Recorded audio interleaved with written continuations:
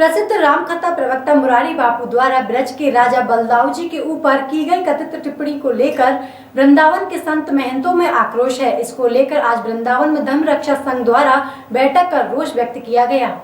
प्रख्यात रामकथा प्रवक्ता मुरारी बापू एक बार फिर विवादों में घिर गए हैं। व्यासपीठ से मौला अली की बात करने का विवाद अभी पूरी तरह से थमा नहीं था कि अब वो श्री कृष्ण और उनके भाई बलराम के प्रति अमर्यादित भाषा का उपयोग करने पर फिर संतों के निशाने पर आ गए हैं। मुरारी बापू पर ब्रज के राजा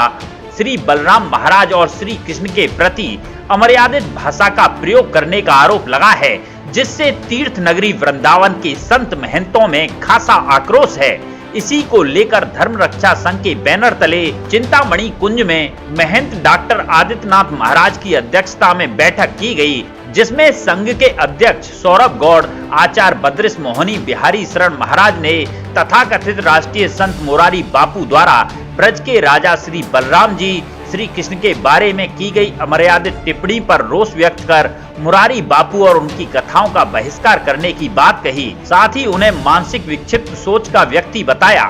सरकार उन्होंने धारा 370 लगाई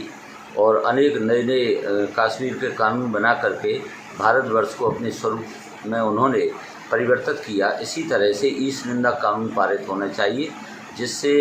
हमारे यहाँ भगवान श्री कृष्ण ने जैसे बकासुर, अघासुर, धेनुकासुर अनेक राक्षसों को मारा, तो ये लगता है कि बकासुर पैदा हो गए। जो कुछ मन में आ रहा है गद्दी पर बैठ कर के बक रहे हैं, तो इन बकासुरों पर रोक लगाने के लिए ईश निंदा कानून बनाना चाहिए। यदि कोई भी हमारे एक वो लड़की सीता जी के लिए जाने क्या क्या गंदी गालियाँ दे रही है, जो भी जिसके मुंह में आता है वो बकने लग जाता है, तो ईश निंदा कानून का सख्ती से पालन हो। भविष्य में यदि कोई ईश निंदा करे, हमारे पुराणों की शास्त्रों की निंदा करे, तो उसको घोर दंड दिया जाए, जैसा कि अन्य मुस्लिम राष्ट्रों में ईश निंदा कानून का कड़ाई से पालन होता है। हमारे भारतवर्ष में भी हमारी भारत सरकार ऐसा कानून बनाए और ईश निंदा कानून के आधार पर फिर कभी भविष्य में नहीं लगता है कि हमारे भगवानों को इस प्रकार कोई निंदा करेगा और गालियाँ देगा।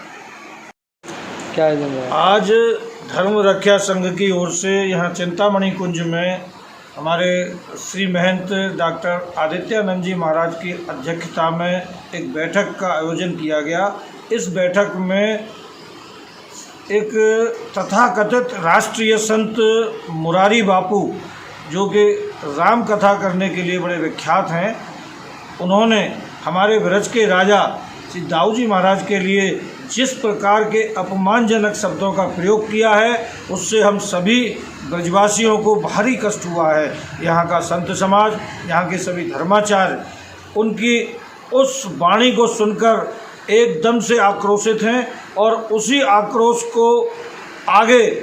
मुरारी बापू तक पहुँचाने के लिए और उनको अपने भविष्य में इस प्रकार की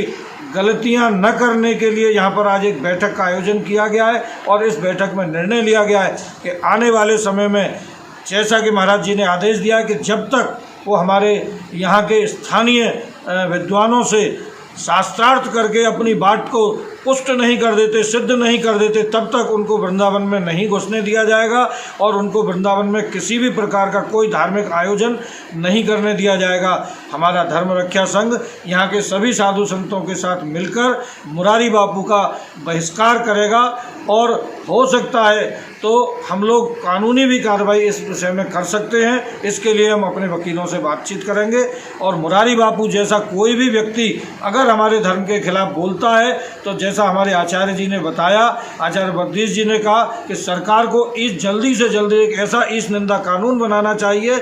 जिसमें कि हमारे किसी भी देवी देवता के लिए अपमानजनक शब्दों का प्रयोग करने वाले के लिए कठोर से कठोर दंड का प्रावधान हो।